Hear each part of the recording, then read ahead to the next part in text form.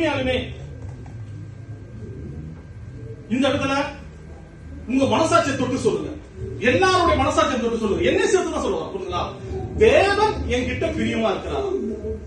மனசு நான் தான் எப்படி சொல்லுவாச்சுன்னா, நம்ம மனசாட்சி கிட்ட போய் சொல்ல முடியாது. ஆண்டவர் மனசாட்சியை காட்டிலும் பெரியவர். புரியுங்களா? நம்மளுடைய மனசாட்சி நம்மளுக்கு குற்றப்படுத்தினால் தேவன் நம்மளுடைய மனசாட்சியை காட்டிலும் பெரியவரா இருக்கிறார். நீங்க ஆராய்ந்து பாருங்க. நான் தேவனுக்கு பிரியமா இருக்கிறேனா? அப்ப தேவனுக்கு பிரியமா இல்லாவிட்டா நம்ம என்ன செய்ய வேண்டும்? பிரியமானவர்களே, திருத்திக் கொள்ள வேண்டும். திருத்திக் கொள்ள வேண்டும். நமக்கு நிறைய வாய்ப்புகள் கொடுத்து கொண்டே இருக்கப்படுது.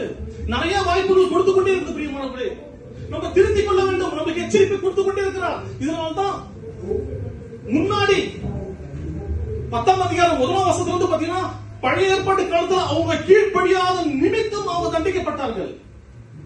கீழ்ப்படியாத நிமித்தம் அவங்க தண்டிக்கப்பட்டார்கள்.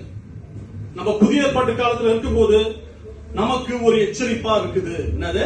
நமக்கு அது ஒரு